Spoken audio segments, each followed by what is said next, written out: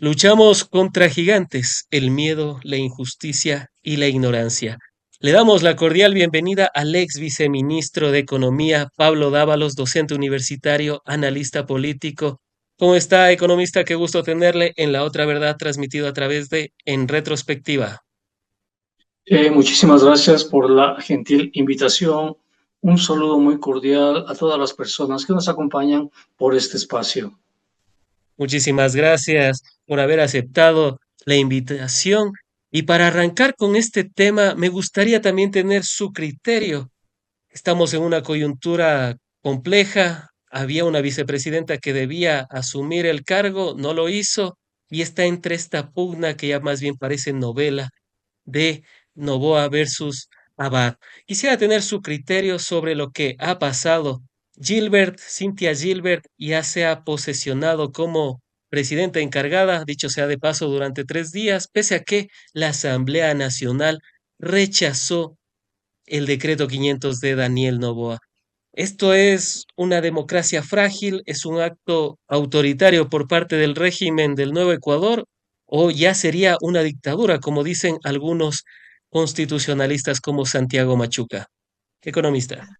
Lo primero que podemos advertir los ecuatorianos es la profunda desinstitucionalización que vive el país, porque no se trata que nos caiga bien o mal una persona, no se trata tampoco de hacer lo que me dé la gana cuando esté en una situación de poder en cualquier institución en la que esté, sino que siempre debo respetar las reglas de juego. Máxime cuando se tratan de autoridades que tienen tanto poder en sus manos. Las autoridades deben respetar las reglas de juego, deben someterse a las leyes independientemente de su criterio, independientemente de cualquier tipo de contingencia, pero están obligados a respetar esas reglas de juego, están obligados a someterse a las leyes. Si una autoridad, si una persona no se somete a las leyes, no se somete, si tú quieres, a las reglas de juego, las irrespeta y hace lo que le da la gana, eso rompe, si tú quieres, todo el consenso. Eso rompe la arquitectura institucional.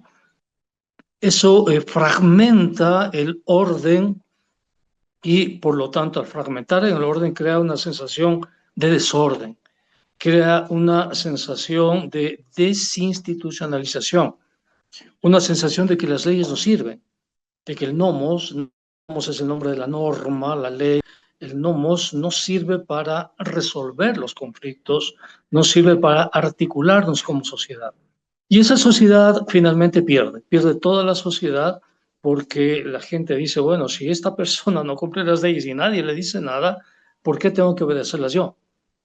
Y eso puede darse, si tú quieres, a todas las escalas que hay en la sociedad. Entonces, si no se repara esta transgresión realizada por esta autoridad, pierde toda la sociedad y genera una señal y una señal de que todo es permitido y una sensación de mucha impunidad, de que estamos en un país fallido, si tú quieres, de que el Estado es fallido, de que el orden jurídico es fallido. Entonces, lo primero que te podría decir es eso.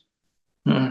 Y sobre el silencio de las autoridades, vemos unas declaraciones del CNE un poco ambiguas, vemos una Corte Constitucional que parece ser que mira hacia otro lado, la Asamblea por lo menos se pronunció, pero ya vimos lo que pasó con el secretario de la Asamblea Nacional, que ya le van a seguir penalmente Daniel Noboa por haberle devuelto el decreto 500, entre otras autoridades, también el Tribunal Contencioso Electoral rechazando el pedido que hizo un candidato para acusar precisamente a Daniel Noboa por una infracción electoral grave.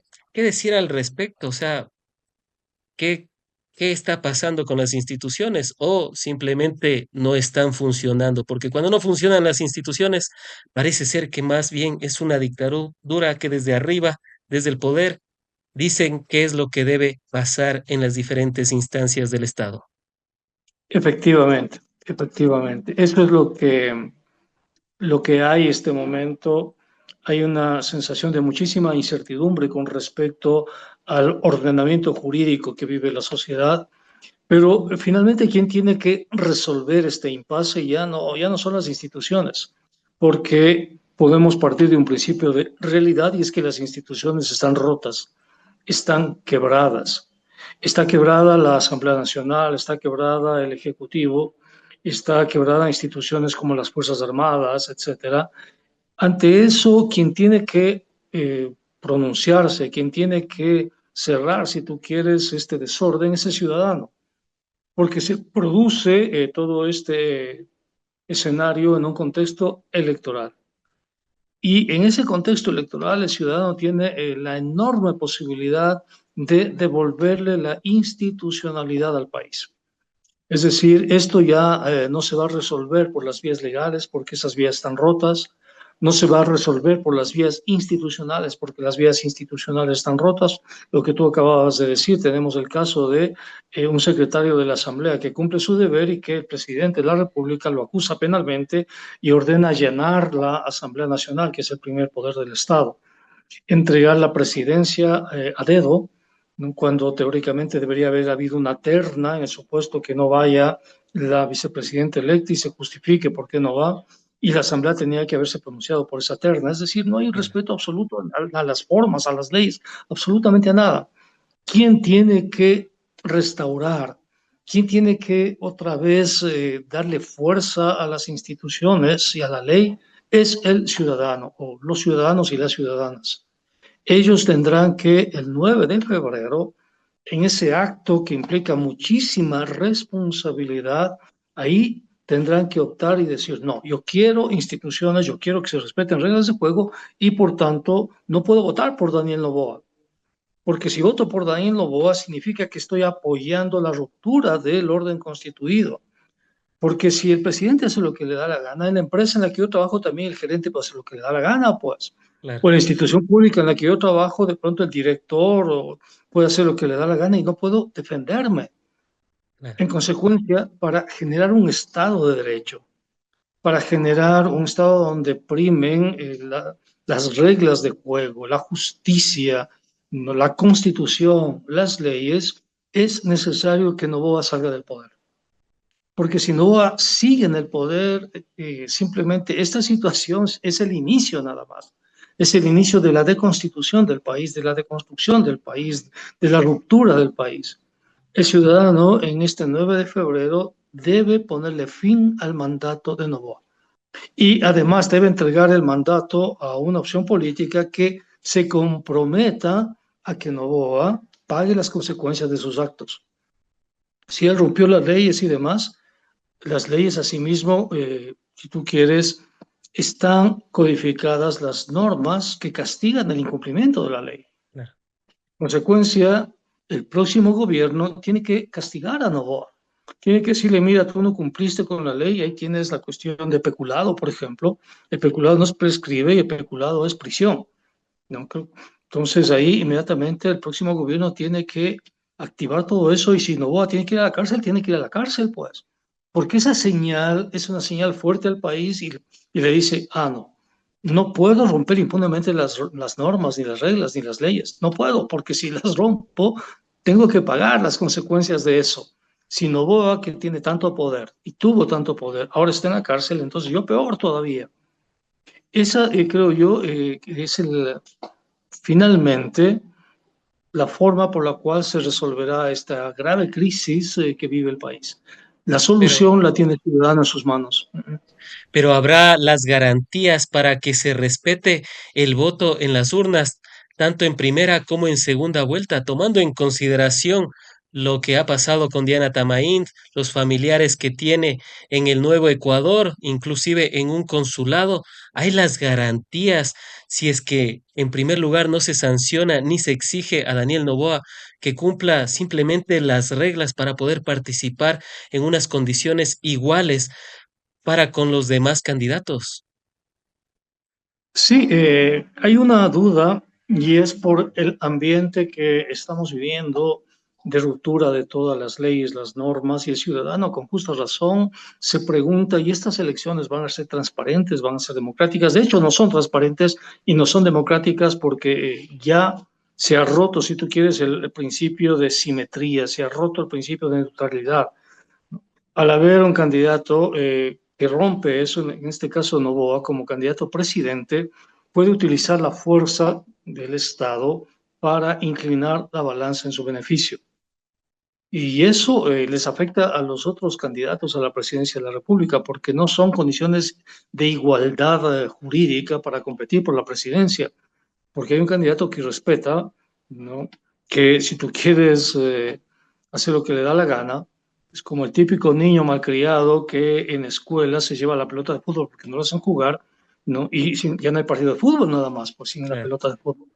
Acá ya no hay competencia, por eso hay muchos sectores que manifiestan esa duda, esa suspicacia con respecto a la imparcialidad que debería tener la autoridad electoral. Eh, en beneficio de la apelación, si tú quieres, a que todavía tengamos reglas, normas, habría que indicar en el beneficio de la duda que esperemos que Diana Tamaín y todos los miembros que conforman el Consejo Nacional Electoral garanticen elecciones limpias, transparentes, pero para eso es fundamental creo yo, la intervención de otras entidades, sobre todo a nivel internacional, veedores internacionales, que nos permitan entender, saber, avalar, creer que las elecciones de este 9 de febrero son limpias. Y en virtud de que son limpias, vamos a aceptar esos resultados, ¿no? Entonces, eso fundamentalmente. Mm. Muchísimas gracias por este criterio que a todo el país lo tiene debatiendo día a día sobre qué mismo debía haber pasado, pero bueno, la ley, la constitución, el código de la democracia era muy claro, independientemente de que nos disguste o nos agrade Verónica Abad, ella es la que debía haber asumido y también sobre lo que podría pasar en en las elecciones. Vamos al siguiente tema junto al economista, ex viceministro de Economía Pablo Dávalos, y es para hablar de los 25 años de la dolarización. Un 8 de enero, el día 8 de enero se cumplieron ya los 25 años de la dolarización. También, dicho sea de paso, y para la memoria del país, el 8 de enero se cumplió un mes de los 4 niños secuestrados por las fuerzas militares que luego fueron encontrados calcinados, asesinados con signos de tortura. Terrible. Y bueno, eso es para los registros de lo que ha sido el nuevo Ecuador de Daniel Noboa. Economista, en este marco, los 25 años, ¿qué nos ha dejado? Bastantes personas se vanaglorian, dicen que ha sido la mejor decisión por poco haber dolarizado el país, pero un poco de memoria también. ¿Qué implicó esta dolarización allá en 1999 para que la gente también lo recuerde un poco y sepa lo que nos costó como país? Sí, mira, nosotros llegamos a la dolarización producto de una crisis muy grave que empezó con el feriado bancario y meses antes del feriado bancario empezó con una ley que se llamó la ley de la AGD, que permitía que el Estado garantice con recursos públicos a los bancos privados. Todas las jugadas sucias de esos bancos privados fueron cubiertas con dineros públicos y esa ley fue aprobada en el año 1998, en diciembre del 98, gracias a, si tú quieres, al apoyo en ese entonces del Partido Social Cristiano, del Partido Roldosista y de la Democracia Popular, Democracia Cristiana. Fueron los partidos que aprobaron esa ley de la AGD, ¿no? De hecho, fue un asambleísta, creo que fue Pascual del Ciopo, si no me equivoco, si la memoria no me engaña, el asambleísta del Partido Social Cristiano que propuso a la Asamblea en ese entonces que se apruebe esta ley. Cuando se aprobó esta ley, los Isaías, dueños del Filan Banco, a la sazón el banco más importante del país, fueron con los pasivos, es decir, la deuda del banco, y le entregaron al Estado y le dijeron, por favor, aquí está, de acuerdo a lo que dice la ley, entrégueme la reserva internacional. Y en ese entonces se les entregó a los Isaías las reservas internacionales. El Banco Central sacó como alrededor de 500 millones de dólares, les entregó a los Isaías, las CFN también les entregó, se emitieron una serie de bonos que se conocían con el nombre de bonos AGD, y cuando el Banco Central se quedó sin reservas internacionales, no había posibilidad de cubrir el tipo de cambio y la cotización oro-dólar se trepó en cuestión de horas. Empezamos el nuevo año, 1999, con una cotización de 5.000 sucres por dólar, pero una semana después ya estaba en 7.000 y a fines de mes ya estaba en 20.000. Y eso desencadenó, si tú quieres, que la gente empiece a transar ya con dólares, ya en 1999, y desencadenó el feriado bancario. Yamil Maguad decidió cerrar los bancos y hasta el día de hoy hay personas que lo perdieron absolutamente todo, ¿no? Y no les cobró a los banqueros los bienes con los cuales ellos tenían que haber cubierto sus acreencias con los depositantes. Eh, Yamil Maguad esperó que el Fondo Monetario Internacional le dé un crédito para compensar esa situación. Finalmente no se le dio ese crédito y las movilizaciones indígenas. ¿Qué hizo Yamil Maguad? Intentó subir el precio del gas y de la gasolina, pero las movilizaciones indígenas se lo impidieron.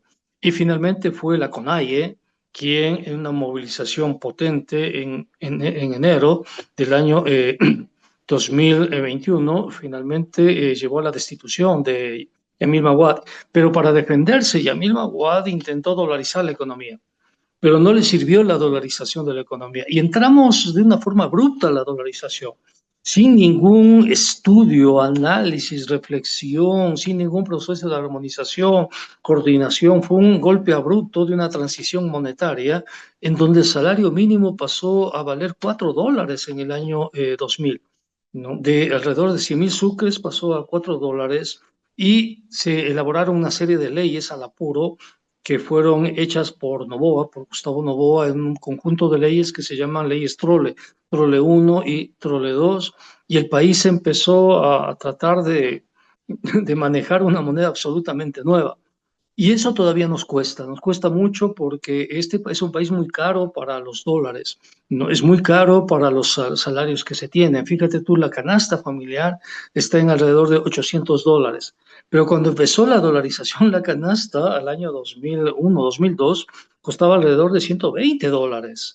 Y estamos hablando de papas, estamos hablando de atún, de arroz, de fideos, azúcar, leche, carne, pan. Es decir, ha habido un crecimiento de $120 en el año 2002 a $800 y no sentimos desinflación. No la sentimos porque el dólar es una moneda muy fuerte. Como es una moneda muy fuerte, fíjate tú, antes de entrar a la dolarización, éramos un país que tenía una industria mal o bien, o sea, mal o bien con todos los problemas que podemos tener en una industria de un país tan pequeñito, pero que representaba alrededor del 22-23% del Producto Interno Bruto, la industria que teníamos. Hoy esa misma industria representa el 15%. Es decir, la dolarización fue o nos empujó a la desindustrialización. Y es normal, porque con costos altos como el dólar no puedes generar una industria fuerte, ¿no? De otra parte, hizo que nos convirtamos en compradores de todo. Poco a poco empezamos a importar, sobre todo bienes de consumo. Llegó un momento en el año 2014, 2015, donde estábamos importando papas de Canadá. Fíjate, papas de Canadá, cuando aquí en el Carchi se producen unas papas riquísimas, pero importábamos papas. Cuando tú vas, por ejemplo, a una cadena como Burger King o McDonald's, las papas fritas que tú consumes en Burger King o McDonald's no son nacionales. No son papas fritas hechas en Carchi, hechas por los campesinos de aquí, no. Son papas fritas importadas. Estas líneas importan las papas fritas. La carne molida, ¿no? Tampoco es de aquí, es importada. ¿Por qué? Porque tienes el dólar y el dólar te permite eso, te da la posibilidad de importar. Fíjate tú que importábamos agua, o sea, botellas de agua Evian de Francia, etcétera. Importábamos agua y nos convertimos en una sociedad que importa muchísimo. La dolarización se mantuvo no por la inversión extranjera, porque nunca vino inversión extranjera al país, hasta el día de hoy. Desde que empezó la dolarización hasta el día de hoy, estamos hablando de 25 años, la inversión extranjera nunca subió del 1% del PIB. ¿Qué es lo que sostuvo la dolarización? No, aquello que sostiene la dolarización se llaman remesas de migrantes. Los migrantes salieron en masa en el año 1999, 2000 y 2001. Se calcula que fueron alrededor de 2,5 millones de ecuatorianos. A ese nivel fue la migración. Y esas remesas que enviaron los migrantes son los que han fortalecido la dolarización y fortalecieron las cooperativas. Porque los migrantes y la gente, ¿no?, ya dejaron de creer en los bancos. Fíjate tú, en la crisis del 99 no quebró una sola cooperativa de ahorro y crédito, quebraron los bancos, no, quebraron muchísimos bancos, teníamos cerca de 96, 97 bancos y sociedades financieras, y después de la crisis quedamos con 24, 24, 25, ¿no? Ahora son ¿Y, 24. y cuánto Entonces, fue para que veas la crisis. ¿Y cuánto fue la afectación? He leído algunos reportes y se habla casi en la mayoría de cerca de 8.000 millones de dólares en ese entonces. Esa fue la afectación que tuvo el Ecuador en el feriado bancario liderado por Yamil Maguad. Efectivamente, en ese entonces Alejandra Cantos fue nombrada a la AGD, ¿no? Gerente de la AGD, creo que 2001, 2002, ¿no? Para liquidar eso. Y Alejandra Cantos constituyó un equipo de trabajo para eh, cuantificar cuánto costó la crisis financiera. Y ese equipo de trabajo lo encabecé yo. Y ahí, en ese equipo, definimos la cifra que tú acabas de decir, 8.000 millones. Pero 8.000 millones del año 2001, no 8.000 millones del año 2024. Porque si los trasladamos esos 8.000 millones ahora, al año 2025, significarán algo así como unos 32.000 millones de dólares, más o menos. Entonces, fue una pérdida muy fuerte. El Producto Interno Bruto cayó en alrededor del 8% en ese entonces, ¿no? Para que se vea. Es esa experiencia traumática, si tú quieres, la que nos llevó a la dolarización. Nos ha hecho consumistas, no somos un país productor, y ha hecho que se distorsione el sistema de precios. Tú puedes comprar una prenda de vestir, si tú quieres, en Colombia, qué sé yo, en 12, $15. La misma prenda de vestir, exactamente la misma. En Ecuador te cuesta 50, $60. Es decir, un vendedor cualquiera, te pongo un ejemplo para que veas cómo es, cómo trabajamos la dolarización. Un vendedor cualquiera te dice que te vende algo, digamos, en $10. Finalmente regateas y te dejan 5. Es decir, incrementó en el 100% el precio para venderte, ¿no? Porque con 5 finalmente tienen la ganancia. Entonces, esa distorsión forma parte de todo el sistema de la dolarización, pero la distorsión más fuerte de todas fue la distorsión de las tarjetas de crédito. Te comento lo siguiente. Cuando tú tenías una tarjeta de crédito, entonces el emisor de la tarjeta de crédito tenía que cobrarte. ¿Y qué tenía que cobrarte por esa emisión? Tenía que cobrarte, uno, la devaluación del sucre, ¿no? Y dos, la tasa de interés, que en ese entonces estaba en el 60%, pues. Entonces, ¿qué hace el emisor? Por cada compra, el emisor de la tarjeta de crédito, por cada actividad que tú haces, te cobraba alrededor del 8% por cada actividad comercial. Porque con ese 8% cubrías, si tú quieres, el tipo de cambio, la devaluación, con el tipo de cambio y la tasa de interés. Cuando pasamos a la dolarización, no se cambió ese porcentaje del 8% en intermediación. De hecho, sigue hasta el día de hoy. Esto hizo que los dueños de las tarjetas de crédito tengan una ganga, porque imagínate, en 1 millón de transacciones pueden ganar 8 millones de dólares sin hacer absolutamente nada. Claro, un negocio Cuando a nivel redondo. internacional el porcentaje de intermediación es de 0,1%, pues para no encarecer el bien. Y el dueño de la tarjeta de crédito, Diners, ¿no?, que cobra el 8%, se hizo tan millonario, se hizo tan rico con la dolarización que terminó comprando el banco que servía de corresponsal de la tarjeta de crédito. Y no solo que compró el banco ese, sino que se compró 3 bancos más. Y después se compró, tiene ahora como 100 fideicomisos, ¿no? Estamos hablando del señor Fidelegas. Fidelegas se compró, él es el dueño de la tarjeta Diners, una tarjeta modesta, si tú quieres, antes de la dolarización, pero pasamos a la dolarización y con lo que te digo, con el 8% de cada transacción, tuvo tanta liquidez que pudo comprar las acciones del Banco de Pichincha, porque el Banco de Pichincha era el banco corresponsal, si tú quieres, el banco que cobraba para Diners. Y no solo eso, sino que fue también en Diners que terminó creando un banco llamado Diners. Un banco que tiene un volumen de unos 2.500, 3.000 millones de dólares, verás. Claro.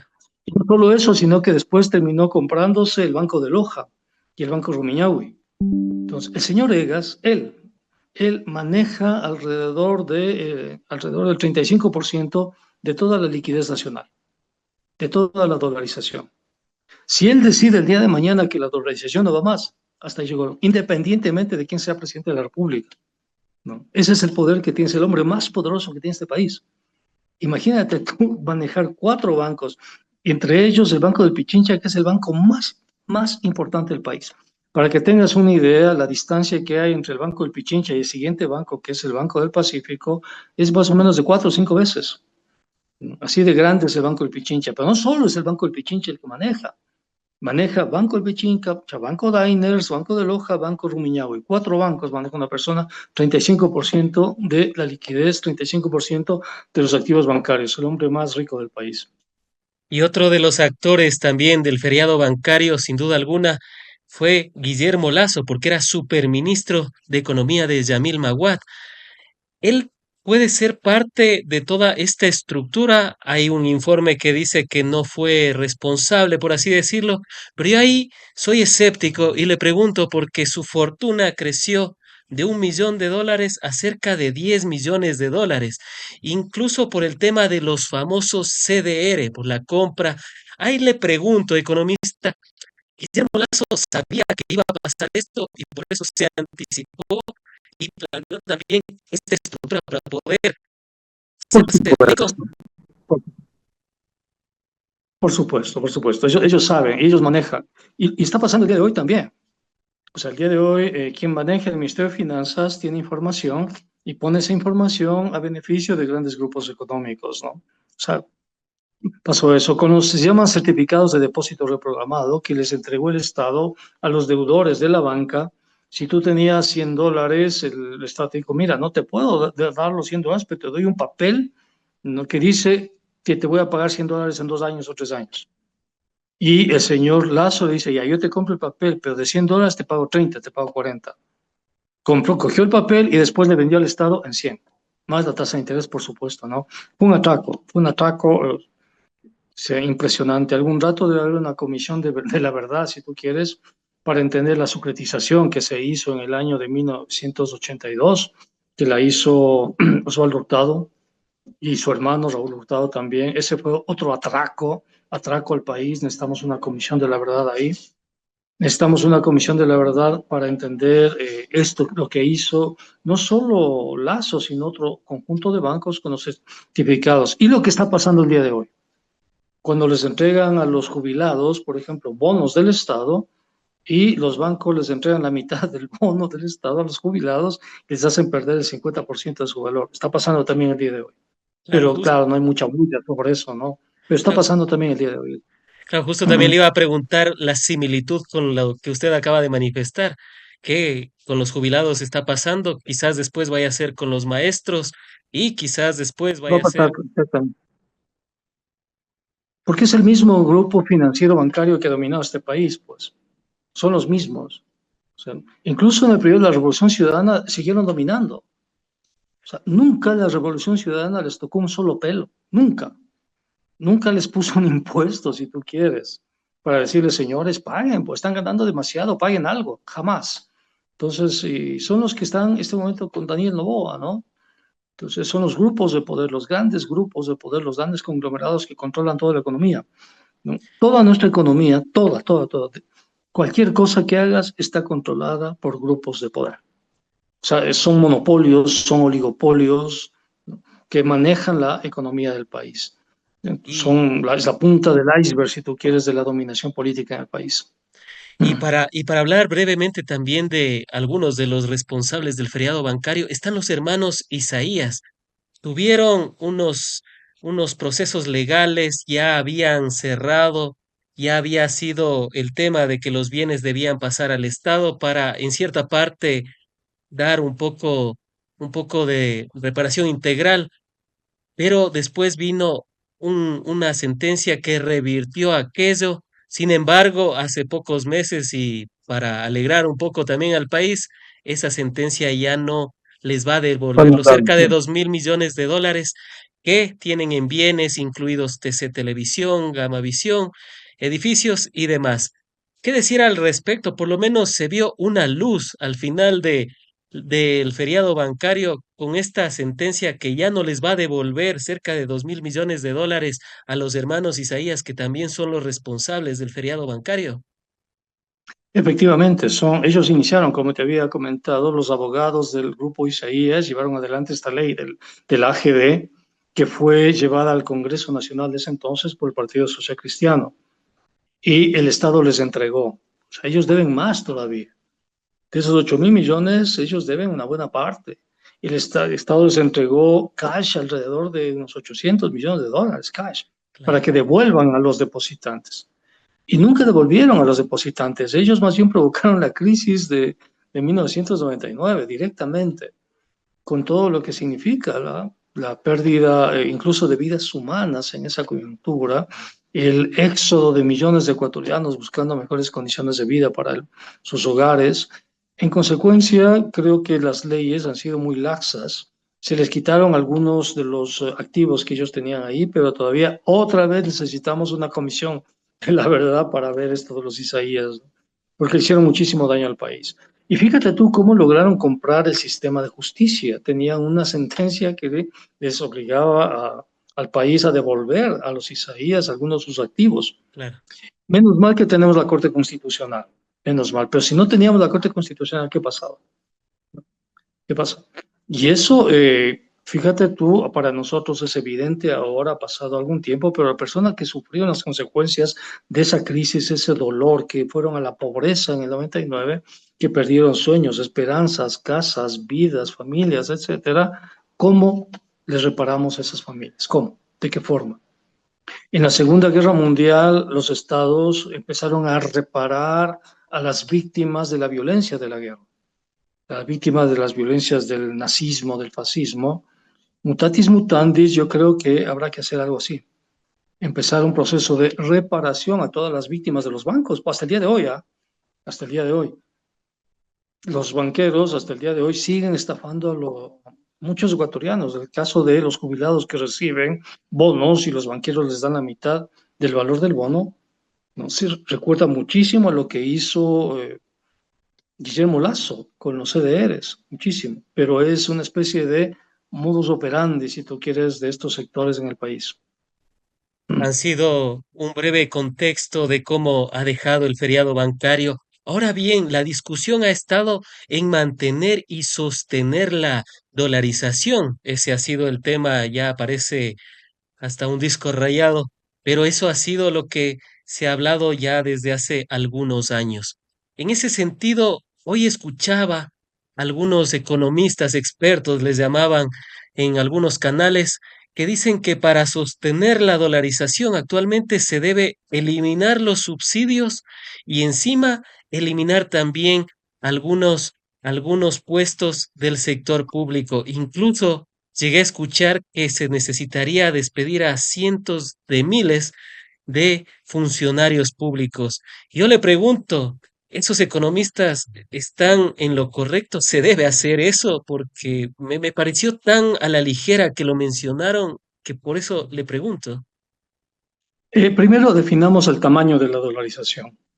¿Cuál es el tamaño? El tamaño está en un indicador monetario que se llama M2, masa monetaria de segundo nivel, segunda potencia, lo que tú quieras, pues M2, donde están las especies monetarias en circulación, los billetes, están los depósitos a la vista, están los créditos bancarios, etcétera, y esa cantidad es de alrededor de unos 80.000 millones de dólares. Ese es el tamaño de la dolarización. Pero ese tamaño hay que multiplicarlo por, valga la redundancia, el multiplicador monetario. Es decir, las veces que una misma moneda permite hacer una transacción hasta que retorna al banco, a la ventanilla del banco, que está en alrededor entre 3, entre 1.5 y 3, el multiplicador monetario. Ese es el tamaño de la dolarización en el país. Es decir, la dolarización es algo complejo. 80.000 millones. ¿No? ¿Qué relación hay entre la dolarización y el Estado? La política fiscal, muy poca, poquísima relación. ¿Por qué? Porque la dolarización depende de la balanza de pagos, es decir, de los dólares que entran y de los dólares que se van. De eso depende la dolarización. No depende de salarios que pague el sector público o salarios que pague el sector privado, no depende de subsidios, no depende absolutamente de nada de eso. Esos economistas creo que yo que tienen que regresar al curso de teoría monetaria. Simplemente no aprobaron teoría monetaria o se les olvidó la teoría monetaria o no les enseñaron cómo funciona la teoría monetaria en contextos de tipo de cambio fijo, que es el caso de la dolarización o pegadura también se la denomina, es el nombre técnico. Ahora bien, dependemos para sostener la dolarización de exportaciones. Si no exportamos no hay dólares nomás. Claro. Dependemos también de las remesas de migrantes. Las remesas de migrantes tienen un multiplicador monetario mayor, ¿no? Es decir, cuando la familia migrante recibe los dólares va a la tienda y paga, pues. Y el de la tienda paga al proveedor. Y el proveedor recién ese rato los ingresa al banco, es decir, ese dólar que recibió el migrante hizo 3, 4 transacciones. Ese es el multiplicador monetario. $100 se convierten en $400. Si reciben los migrantes 5.000, envían los migrantes y los hogares reciben 5.000 millones, fíjate tú, estamos hablando al menos de 20.000 millones. Y eso explica, de los 80.000 millones, 20.000 millones explica, si tú quieres, una cuarta parte de la dolarización. Las exportaciones, la principal exportación que tenemos como país se llama petróleo. Y el petróleo lo realiza el Estado. Si el petróleo fuese realizado por empresas privadas, las empresas privadas hacen compensación de dólares en el extranjero, no aquí. Registran aquí, pero los dólares nunca entran acá. Si privatizas tú, por ejemplo, Sacha, la empresa que privatiza Sacha vende el petróleo fuera, pero le dice a la empresa, oye, no me deposites en el Banco del Pichincha. Dice, deposítame en Citigroup, ¿no? En el Claro, o Banco en of el America, en Citibank. cualquier banco. Claro, entonces ese dinero nunca viene acá, pero como es empresa pública, ese dinero viene acá. Entonces, si el petróleo no fuese público, no habría recursos para la dolarización. Tenemos entonces las exportaciones y la deuda. Esos tres elementos explican la dolarización. Las exportaciones, las deudas y las remesas de migrantes. No tiene absolutamente nada que ver, subsidios, política fiscal. No, o sea, en todo caso no tiene una relación directa de causalidad, no hay una casuística ahí. Esos economistas no son, son ideólogos, porque no son economistas académicos, son ideólogos neoliberales. Ahora bien, la También, dolarización tam- está tam- en peligro, está en también, peligro. antes de Sí. ir al peligro de la dolarización, también manifestaban que la inversión extranjera es muy necesaria para sostener la dolarización y revisaba las cifras y ha venido de más a menos en los últimos años. En Sí, las no hay cifras del inversión, lo que dos, te dije hace un momento. No hay inversión. Siempre ha sido menos del 1% de la inversión desde el año 2000, 2001. En el 2001 subió un poquito más por el OCP. Bajó el 2002 y a partir de ahí menos del 1% del PIB. Nunca hemos vivido de la inversión extranjera directa. Nunca. Sin embargo, tienes un montón de leyes de inversión extranjera directa, un montón.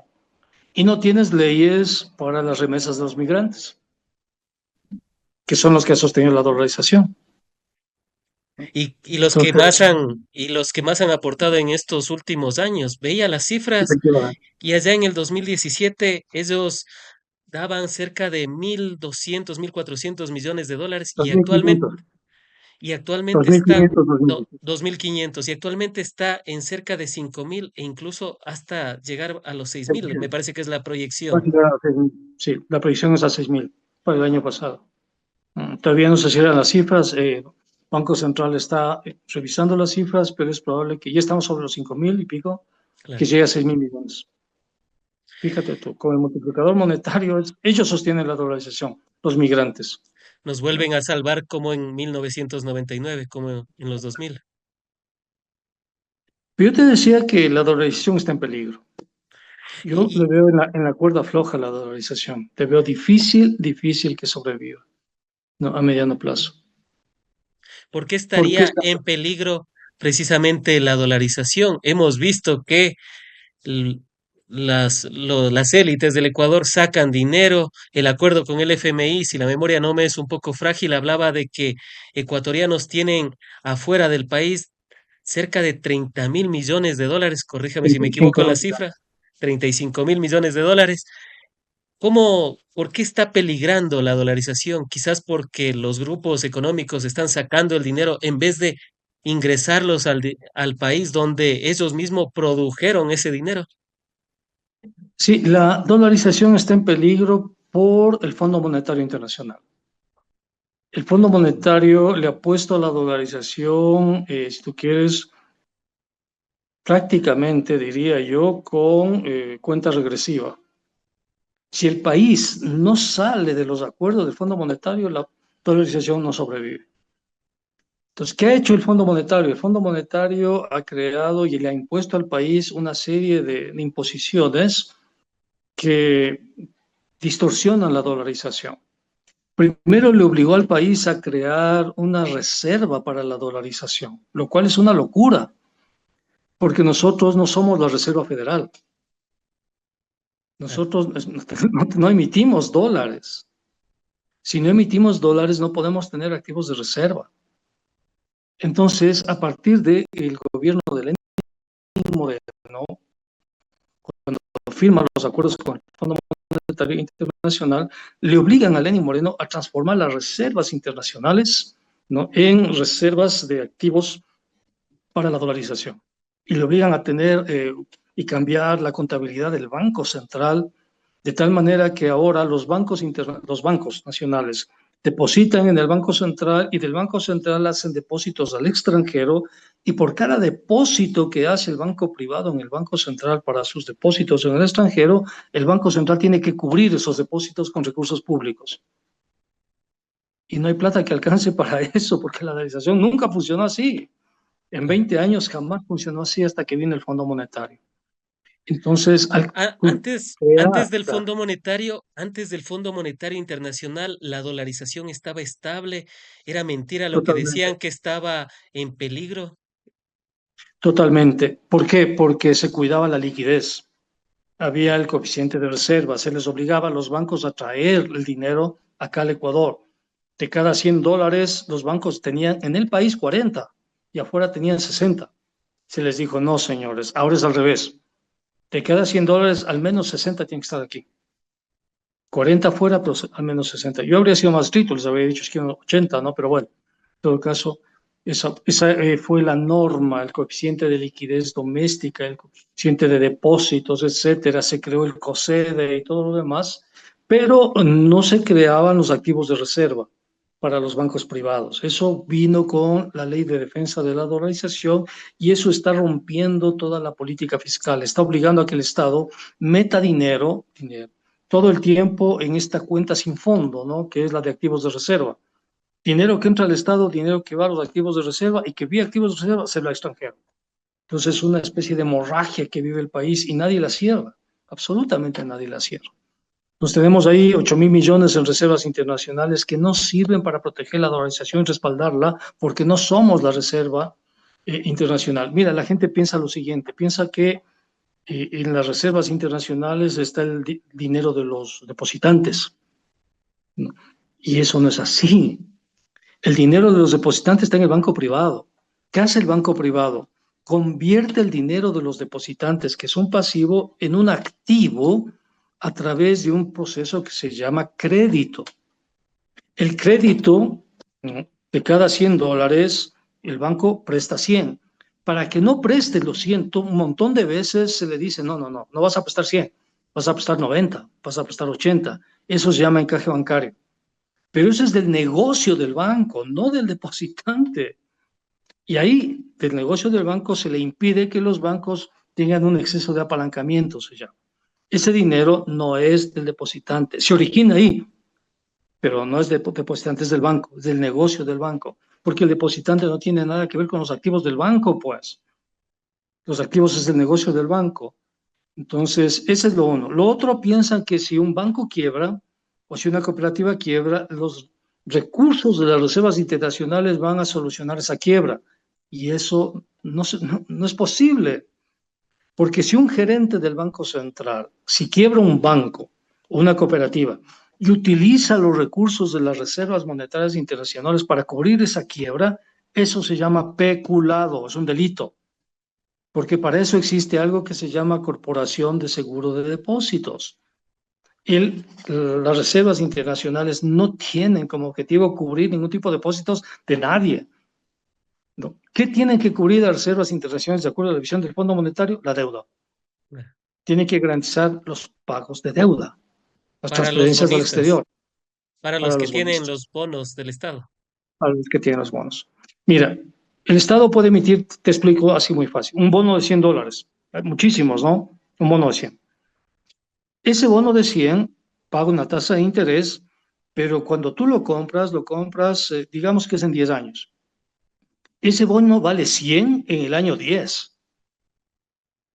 Antes del año 10 no vale 100, porque recién cuando llegue el año 10, el Estado dice, está bien, préstame el papelito, toma los $100. Mientras tanto, en este periodo te voy a dar una tasa de interés, 8%. Ese papel solamente se activa cuando llegue el año 10. Ese es un bono. Y te pago, se llama cupón, el interés. Te pago el cupón que está ahí, que es el interés. Te pago un cupón. Pero yo puedo coger ese papel que vale 100 en el año 10 y venderlo, pues. Te lo vendo a ti, ¿no? Te digo, oye, vas a cobrar de aquí en 10 años. Pero fíjate, si me das $50 por este papel, porque faltan 9 años, te lo vendo y ganas el 8%. ¿Qué hacen los lobistas? Hacen ese negocio. Compran sus papeles y se garantizan la cotización de ese bono. El Estado mete más dinero en reservas internacionales, ese bono sube de precio y le venden, oye, tengo los bonos del Ecuador que no, están subiendo de precio porque el Estado tiene ahí reservas internacionales. Los compré en 20, pero los vendo en 30. Entonces, es un negocio ese. Y el Fondo Monetario ha hecho leyes para garantizar el negocio de los bonistas. Todos estamos haciendo eso. ¿Por qué el Estado no transfiere recursos a los GAP para protegerles a los bonistas? ¿Por qué no hay recursos para las universidades para proteger la deuda externa? Por estos activos de reserva que te acabo de indicar. ¿Por qué no hay inversión pública? ¿Por qué no se construyeron nuevas centrales hidroeléctricas para protegerles a los bonistas, para meter plata en activos de reserva? Es un negocio y la gente, como no sabe, está de acuerdo que hayan activos de reserva, como si la gente fuese dueña de bonos de la deuda. ¿Cuál, Como cuál no será, sabe apoyar eso. cuál será el grueso de la población que pueda llegar a tener esos bonos del Estado? ¿Podría llegar al 1% o menos del uno No, por ciento de la 1% es población? demasiado, amigo. Menos 1% es demasiado. Estamos hablando de una milésima del 1%. Estamos hablando muy pequeño de personas que tienen información y hacen esos negocios. Fidelegas Quizás, puede ser, o sea, es una hipótesis. cerca de los Guillermo Lazo es otra hipótesis.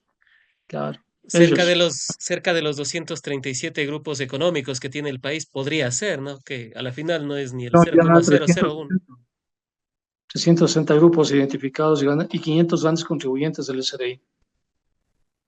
¿Y Ujú. y a quién le beneficiaría? Es la gran pregunta, una posible y eventual desdolarización. Alguna vez escuchaba que habría beneficiarios y podría ser como el efecto inverso de la dolarización, la desdolarización. De igual manera, los que sepan en ese momento podrían ser beneficiados. ¿Podría Los llegar a exportadores, pasar algo lo mismo? exportadores y banqueros, ellos se benefician. Ellos nunca pierden, nunca pierden. Veamos, esperemos que el elector reaccione porque si el elector vota por la derecha está muy comprometida con el Fondo Monetario y el Fondo Monetario le tiene en el filo del abismo al país. Estas elecciones deben servir también para que el país recupere la soberanía económica y salga del tutelaje del Fondo Monetario, pero todo depende de lo que hagan los y las ciudadanas. Mm. Además de salir del Fondo Monetario Internacional para poder fortalecer la dolarización, ¿qué otras medidas se deberían adoptar? Quizás si es que llega alguna de las propuestas de izquierda o progresistas que están en la papeleta de cara al 2025. Mira, lo primero que deberían hacer es volver a institucionalizar al país, devolverle la institucionalidad. Y en ese sentido, tanto Lenín Moreno como Guillermo Lazo y como Daniel Noboa tienen que pagar por los errores que cometieron. En el caso de Daniel Noboa, lo que acaba de hacer, la ruptura del orden constitucional, eso tiene que pagar. Se llama peculado. Lo que hace esta señora Gilbert tiene que pagar las consecuencias, se llama peculado. Ella no puede, además se llama rogación de funciones. Está rogando funciones que no le competen. Tiene que, Fenomenal. ahí el próximo gobierno tiene que decirle a la justicia con el proceso, respetando el debido proceso. Recuerda que la Constitución dice que todos somos inocentes hasta que se demuestre lo contrario, respetando el debido proceso, pero estos personajes tienen que pagar las consecuencias de sus actos. Lo primero que tienen que hacer. Con la deuda hay que hacer una comisión auditora de la deuda, pues ¿en dónde se fue tantos miles de millones de dólares con el Fondo Monetario, Banco Mundial, BID, etcétera? ¿Dónde está ese dinero? Y esa Estamos es, hablando de cuánto, 30 a 35 mil millones. ¿Dónde están esos 35 mil millones? Porque obra y, pública no hay. y esa es la ¿Qué hicieron gran con eso? interrogante. ¿Cómo fue que allá por el año 2017 teníamos una deuda poco más, poco menos de 40.000 millones de dólares y actualmente prácticamente se ha duplicado, cerca o poco más de 80.000 millones de dólares? Pero ni siquiera una hidroeléctrica, lo único que hemos visto en estos Nada, últimos años es el poste de luz que inauguró Guillermo Lazo en la ciudad de Otavalo, en la provincia de Imbabura. De ahí poco o no hay nada se nada, ha hecho. no hay nada. Entonces, lo segundo que tiene que hacer después de que la justicia exija las cuentas a estos irresponsables, tiene que ver con eso, ¿no? Tiene que ver con qué se hizo con esos recursos. Y aplicar la repetición. ¿Dónde están esos 35 mil millones? Lo tercero, hay que decirle al Fondo Monetario, señores, hasta aquí nomás. Por favor, regresen a sus casas, no queremos más el Fondo Monetario. Porque si el Fondo Monetario sigue, la dolarización se cae. Entonces, si queremos proteger la dolarización, que ha ayudado tanto a los ecuatorianos, les ha dado certeza, les ha dado estabilidad económica, la prioridad del próximo gobierno es sacarle al Fondo Monetario Internacional y recuperar la política económica. O sea, eso es de cajón, diría yo. Porque si sigues con el Fondo Monetario, no creo que la dolarización dure, ¿no? Y acabo de escribir un libro sobre eso, justamente, sobre el rol del Fondo Monetario en el país, un libro enorme, un libro de más de, de cerca de 500 páginas de investigación del Fondo Monetario y el Banco Mundial al Ecuador, que en este momento lo he enviado a un concurso internacional y mi editor ya está en proceso de edición. Me imagino que saldrá después de la imprenta unas 2, 3 semanas más o menos. Y de lo cual estaremos muy atentos también para poder leerlo, si es que también hay la versión en digital. Sí, sí, sí, vamos a sacar la versión en digital. Perfecto. Vamos a la siguiente parte. Bueno, 25 años de la dolarización. Podríamos quedarnos unas 5 horas por lo menos y un poco más, pero hemos tratado de abordar los temas más puntuales en torno a la misma. Vamos al siguiente tema y es sobre cuánto dinero hemos perdido como país durante los apagones de El Nuevo Ecuador de Daniel Noboa. Hay proyecciones que han dado cámaras de comercio, han hablado de 4.000 millones, otros han hablado de 8.000 millones. Lo cierto es que el aparato productivo, la gente en sí misma, tenía menos capacidad adquisitiva, incluso se llegó a ver que personas redujeron en 3 veces su capacidad adquisitiva durante estos apagones. Y al respecto, economista, quisiera preguntarle sobre eso. ¿Cuánto fue lo que perdió el Ecuador? No tenemos un dato certero, tenemos estimaciones de las cámaras y las variaciones son importantes. De 4 a 8 mil millones hay una variación muy, muy importante. Ahí creo yo que debería ser o el INEC o debería ser el Banco Central o la academia quienes de forma rigurosa, con una investigación asimismo muy, muy seria, muy rigurosa, le den a conocer al país el costo de lo que significó la crisis energética, de tal manera que nosotros podamos entender con mayor precisión, porque hay varios costos, no solamente lo que se dejó de percibir, ¿no? Sino todo lo que implicó para los hogares, por ejemplo, para los estudiantes, la inseguridad en las calles, etcétera, que tiene que ser cuantificado, creo yo. Esperemos que alguna institución a futuro, sea la academia, el Banco Central, el INEC o alguien, se inclinen sobre este fenómeno y traten de analizarlo, porque fíjate, hay algunos fenómenos que todavía el país no los conoce, ¿no? y son fundamentales para entender qué pasó. Por ejemplo, la pandemia. Hasta el día de hoy no tenemos un número exacto real de las víctimas de la pandemia.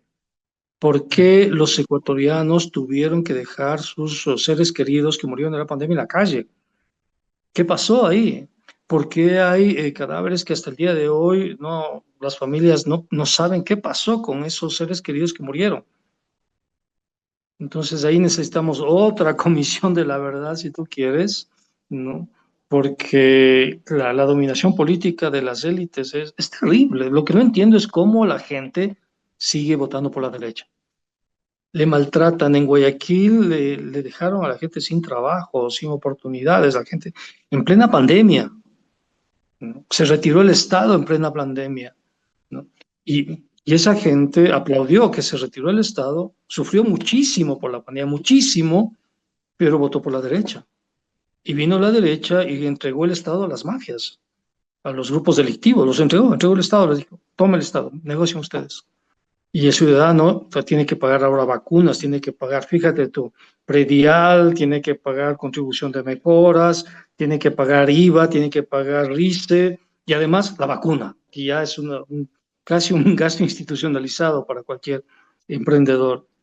A Y ese encima nivel el estamos generador actuando. eléctrico, y encima el Y el generador generador eléctrico, eléctrico. exactamente. Vacuna, generador eléctrico, RISE y demás. Ese Y, es el si- país. y si por ahí le cayó uno de tránsito por mala suerte y fue un mal elemento, otro Claro, el vacunador negocio más. de los horarios, ¿no? Que no se da cuenta, que si yo también una multa de tránsito. Ese es el país que tenemos.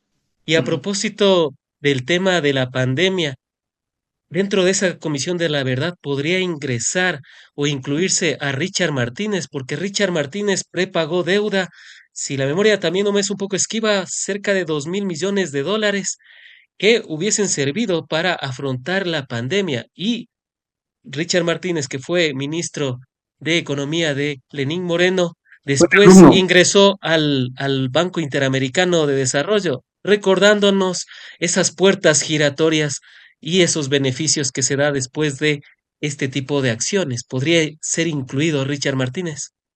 Debería ser incluido. Fue mi alumno. Richard Martínez y Verónica Artola, los dos fueron mis alumnos, ¿no?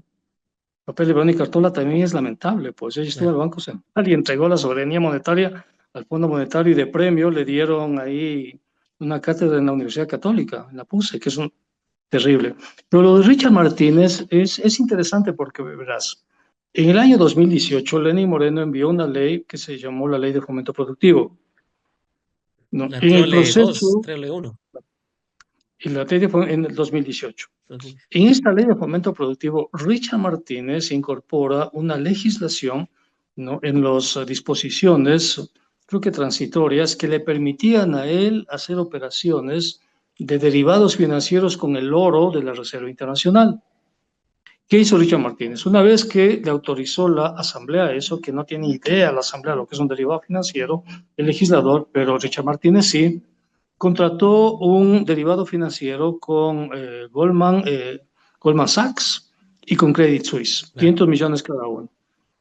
Y les dijo, tomen el oro de reservas monetarias, ¿no? Y les garantizo con un bono de deuda, creo que fue el bono 2015, 2020, 2022, una cosa así. La cuestión es que les entrega a estos, no, a estos grandes bancos, ¿no? Esperando hacer un buen negocio, pero el bono de deuda empezó a caer de precio Claro. en mercados internacionales. Al caer de precio se activó el derivado financiero y el país tenía que pagar si tú quieres, la prima, que son en millones de dólares. Y conforme seguía cayendo el bono, seguía aumentando la prima para Goldman Sachs y seguía aumentando la prima para Credit Suisse. Y seguía cayendo el bono, ese bono que estaba atado, si tú quieres, estaba vinculado, por eso se llaman derivados, porque servía de subyacente. Seguía cayendo el bono y Richard Martínez, desesperado, coge 1.000 millones de reservas internacionales, 1.000 millones, y le pone al bono y compra el bono para evitar que el bono siga cayendo. Pero justo lo hace cuando viene la pandemia, en marzo del 2020. Viene la pandemia y el Ecuador se queda sin reservas internacionales y entra en default. Y la dolarización estuvo a punto de caerse. El riesgo país pasó de 700 puntos a 6.000 puntos en una semana, claro, por culpa de Richard Martínez. Pero eso los medios no lo dicen, ¿no?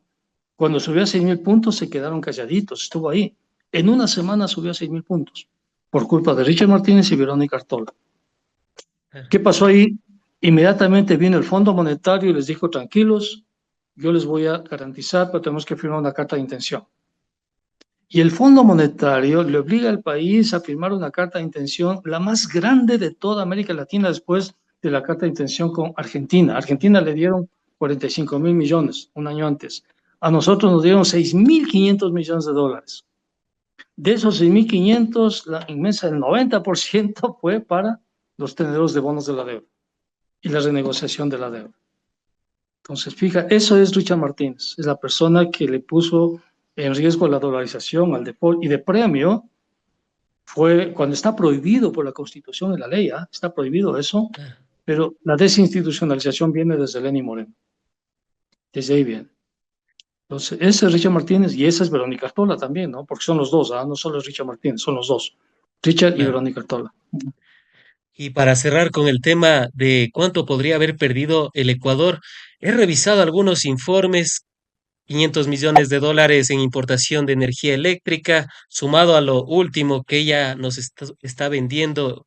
Colombia podría llegar a 600 millones, todavía no se sabe a cuánto mismo nos está vendiendo, si a 35 centavos o a 61 centavos el kilovatio hora, como fue uno de los peores meses del año 2023, en fin, y también se suma esto que le han desfalcado a Selec cerca de 500 millones de dólares, entre un sinnúmero de factores. ¿Podría ser eso la cifra que ha perdido además del ciudadano, además de los industriales, además de las pymes, además del comercio en general? Lo que ha perdido el Ecuador podría tranquilamente ser unos 2.000, 3.000 millones de dólares si sumamos Claro, todo esto que ha hay que, pasado. ya te digo, hay que analizarlo, ¿no?